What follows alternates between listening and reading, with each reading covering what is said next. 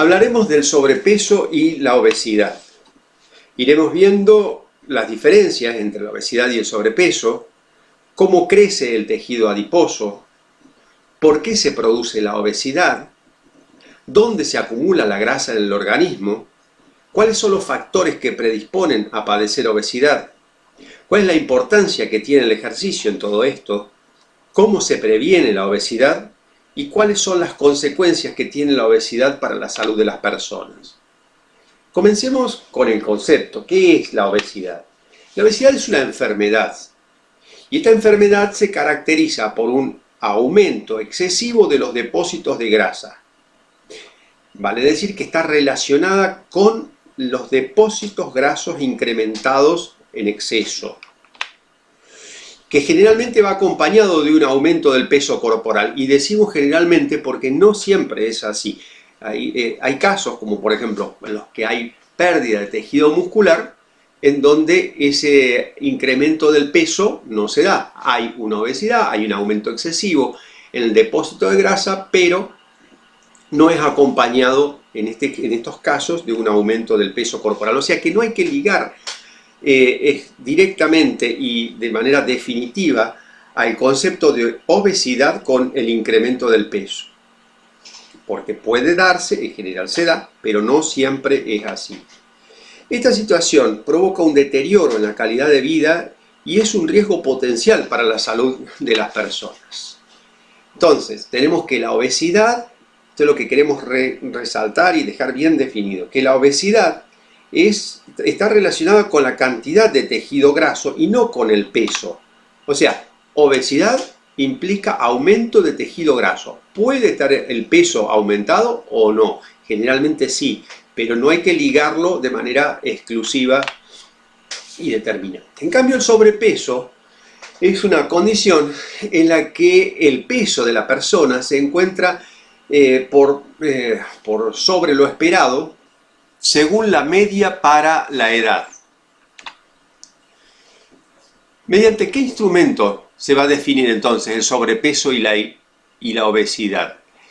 Esto se va a definir mediante el índice de masa corporal, que tiene diferentes rangos que ubican al sobrepeso entre los 25 y 29,9 puntos de índice de masa corporal.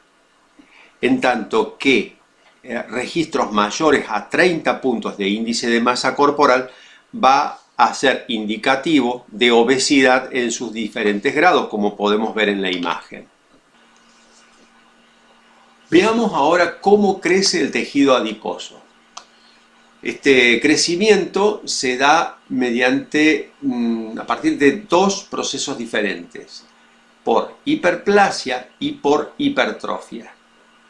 La hiperplasia, el concepto general de hiperplasia es el aumento de tamaño de un tejido u órgano debido al incremento del número de sus células. En tanto que la hipertrofia es el aumento de tamaño de un tejido u órgano debido al aumento del volumen de sus células. Entonces, estos son los conceptos generales de hiperplasia e hipertrofia. Veamos cómo se aplican al crecimiento del tejido adiposo. El tejido adiposo, hay periodos sensibles como los primeros meses de vida de la persona, que naturalmente va a crecer por hiperplasia. Pero luego, más avanzada la vida de la persona, el crecimiento por hiperplasia se detiene y comienza el crecimiento por hipertrofia si se dan determinadas condiciones, como por ejemplo un desbalance energético, como veremos más adelante. Ahora, ¿hasta cuándo se va a producir la hipertrofia?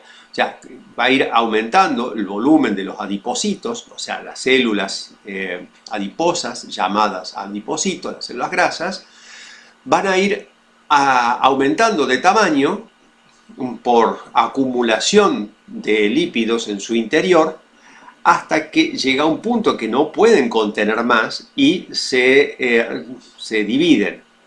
Al dividirse los adipocitos, se va a producir va a retomar el crecimiento por hiperplasia. Ese tejido adiposo retoma el crecimiento por hiperplasia, es decir, aumentando el número de sus células.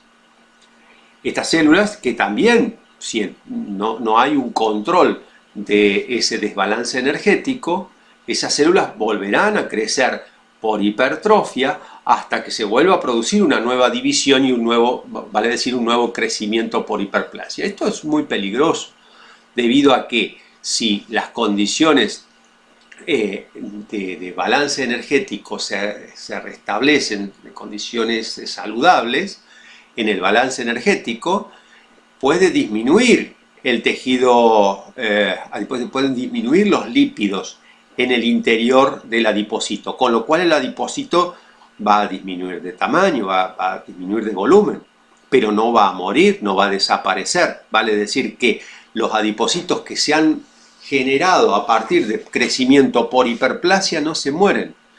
Entonces, eso es lo que hace que la obesidad se considere además una enfermedad incurable.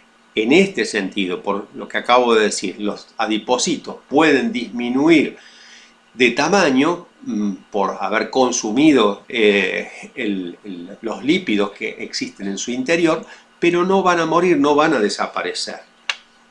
Veamos ahora por qué se produce la obesidad. Y vamos a considerar dos situaciones diferentes. Una en la que en una persona sana, sin una enfermedad de base preexistente, se produce un desequilibrio energético en donde el aporte supera al consumo de energía. Y esto iría predisponiendo a un progresivo aumento en el depósito de lípidos en el interior de los adipocitos, aumentando el tejido adiposo del organismo. Esta situación, cuando se produce en una persona sana, como les decía, que sin ninguna enfermedad preexistente, se le llama obesidad primaria. A diferencia de la obesidad secundaria, que se produce como consecuencia, o más bien asociada a enfermedades de tipo endocrino o algún tipo de alteración genética, como las que vemos en pantalla. Veamos ahora dónde se acumula la grasa en el organismo. Vamos a identificar dos localizaciones principales. Una periférica, que corresponde al panículo adiposo subcutáneo, este que ubicamos inmediatamente por debajo de la piel, y una visceral, que es la que se encuentra entre el tejido que forman las vísceras, que forman los distintos órganos. Esta acumulación de grasa va a estar en relación con distribuciones de grasa que van a conformar una modalidad denominada androide u otra denominada ginecoide. El androide se caracteriza por la acumulación de grasa en la zona del abdomen y la espalda, en tanto que la ginecoide principalmente la acumulación se da a nivel de la cadera, los muslos y las piernas. Esto va mucho más allá, de la importancia de esto va mucho más allá de la cuestión estética, sino que está en relación a la salud.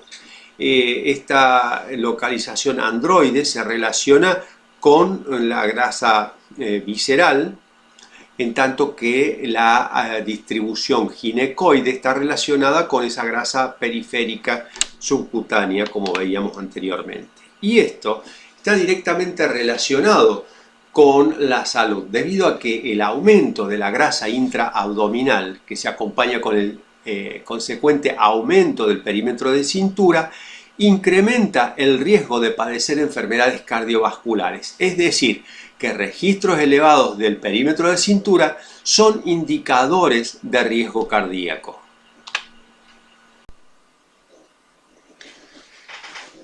En cuanto a los factores predisponentes para desarrollar sobrepeso y obesidad, podemos identificar a causas genéticas, socioculturales, influencias familiares, causas psicológicas, Pero en la mayoría de los casos la obesidad comienza con esos hábitos individuales que la persona va gestando desde lo habitual, desde lo cotidiano en su casa.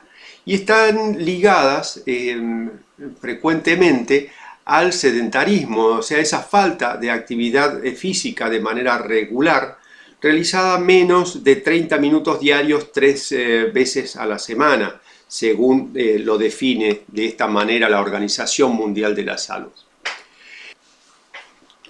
De manera que cuando se instalan este tipo de hábitos caracterizados por una falta de actividad física, una falta de ejercicio suficiente, sumada a un excesivo consumo de calorías, se va a producir un desbalance energético en el cual el aporte de calorías va a ser muy superior al gasto, generando una acumulación de calorías en nuestro organismo.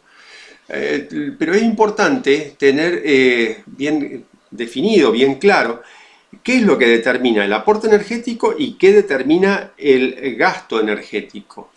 En cuanto al aporte energético no hay muchas dudas, o sea, el aporte energético va a estar definido por las calorías que van a aportar los alimentos a través de los nutrientes energéticos, hidratos de carbono, lípidos y proteínas.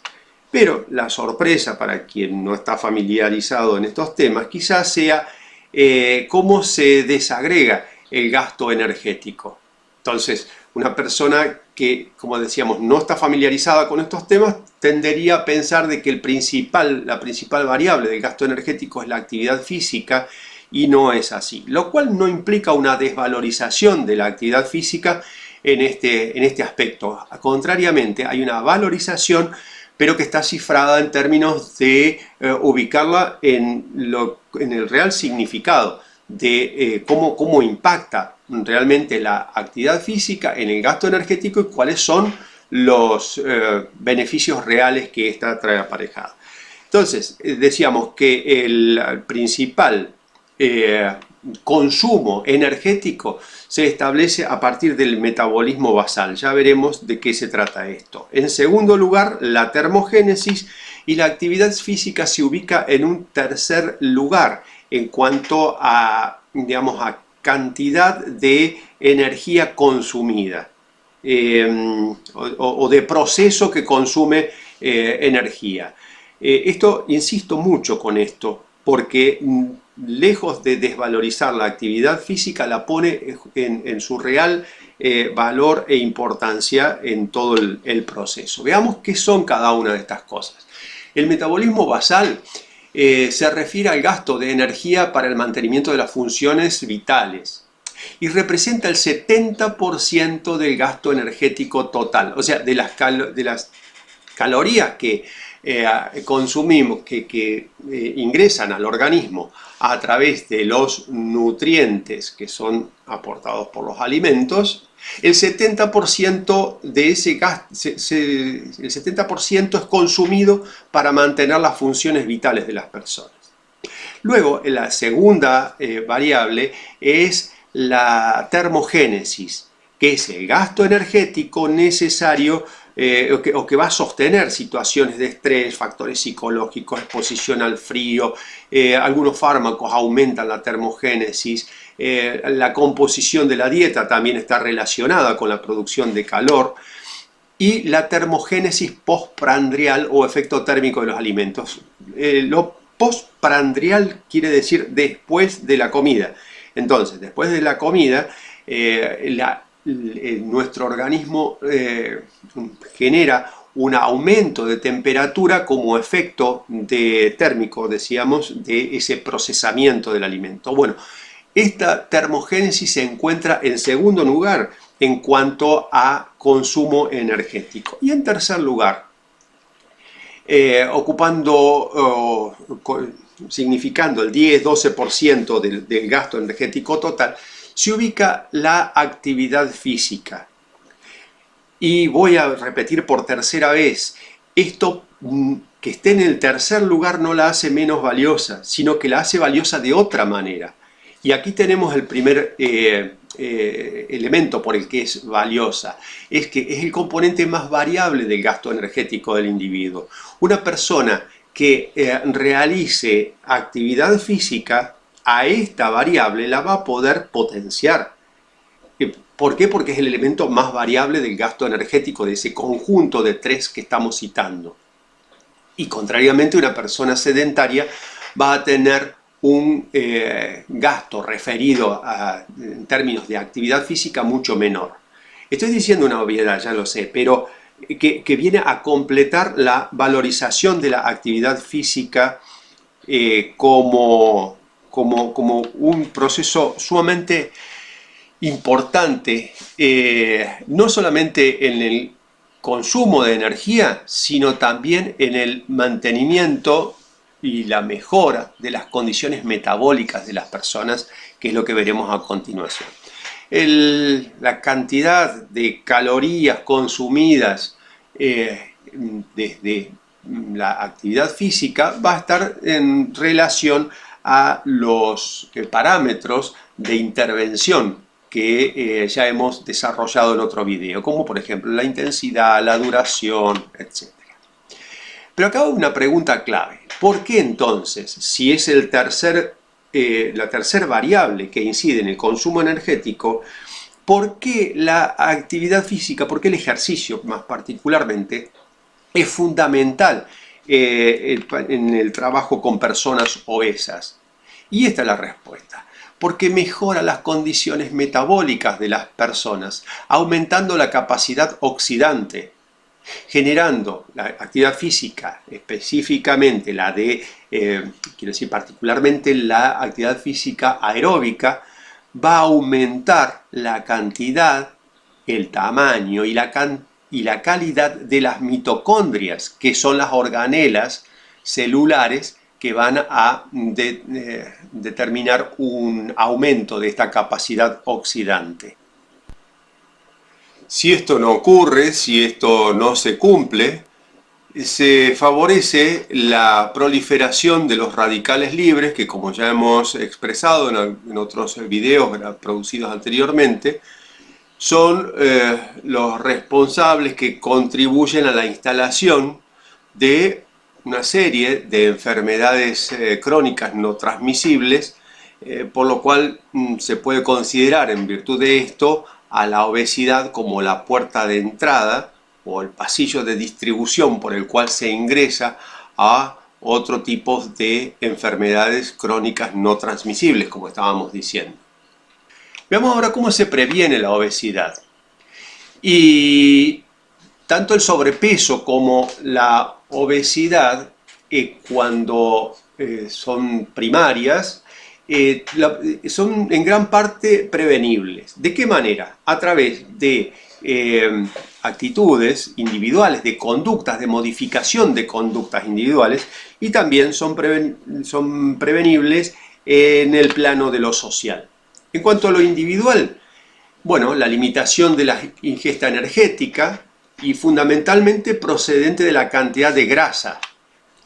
En lo individual se puede prevenir también aumentando o variando el consumo, orientándolo a la preferencia por frutas y verduras, así como legumbres, cereales integrales, frutos secos, en cantidad, adecuación y armónicamente en relación a los requerimientos de ejercicio. Es fundamental también limitar la ingesta de azúcares y un aspecto conductual fundamental relacionado directamente con lo que estamos hablando es la realización de una actividad física planificada, regular y sistematizada, es decir, ejercicio. En el plano de lo social, los programas, digamos, el poder disponer que los programas de ejercicio sean accesibles a toda la población, de manera de que la cuestión económica no sea una variable que restrinja el acceso al ejercicio por parte de las personas. Y es fundamental también que desde lo gubernamental, desde los estados fundamentalmente, porque esto debe ser una cuestión de estado, apoyar y favorecer este tipo de programas. ¿Por qué es fundamental prevenir la obesidad? Para evitar sus consecuencias mecánicas, metabólicas y psicosociales. Las primeras, las consecuencias mecánicas, van a estar en relación con el trastorno del aparato locomotor, fundamentalmente articulaciones y huesos, aumentando entonces el estrés articular y particularmente de las articulaciones inferiores, que van a derivar en alteraciones de la columna, ¿sí? Estas alteraciones en las articulaciones de la extremidad inferior, cadera, rodilla, tobillo, generando otro tipo de procesos osteomioarticulares, como por ejemplo el pie plano. Y también los trastornos, otra de las consecuencias mecánicas importantes es el trastorno en el aparato respiratorio, o sea, esos trastornos mecánicos, o sea, ese espacio que ocupa el tejido adiposo va a generar dificultad para un normal funcionamiento del diafragma en los movimientos respiratorios y de la respiración tanto abdominal como torácica. Se va a ver dificultado por una cuestión netamente mecánica, en la que el movimiento de los músculos respiratorios correspondientes se va a ver obstruido, va a tener dificultades para... Las consecuencias metabólicas, bueno, son las enfermedades, como decíamos recién. La obesidad sería una especie de pasillo de distribución hacia diferentes enfermedades crónicas no transmisibles, que es lo que venimos trabajando desde el comienzo del curso. Otra de los aspectos, que si bien no se ha dicho, no es menos importante, son las consecuencias psicosociales que tiene la obesidad, como la angustia, la depresión, alteraciones en el esquema corporal y aspectos sociales como la discriminación, o sea, ser objeto de discriminación, de agresiones o falta de integración social. Y esto es lo que el profesor de educación física debe evitar a través de esa herramienta fundamental que tiene, que es la de la prescripción del ejercicio. Poniendo en valor estos aspectos y haciendo que, logrando la modificación de hábitos de las personas, que pueda incorporar conductas saludables de manera estable y que pueda sostener luego de manera autónoma. Bien, si este video te ha resultado de interés, te pedimos que nos acompañes como siempre con un me gusta en nuestro canal YouTube y te suscribas a nuestro canal. Muchas gracias.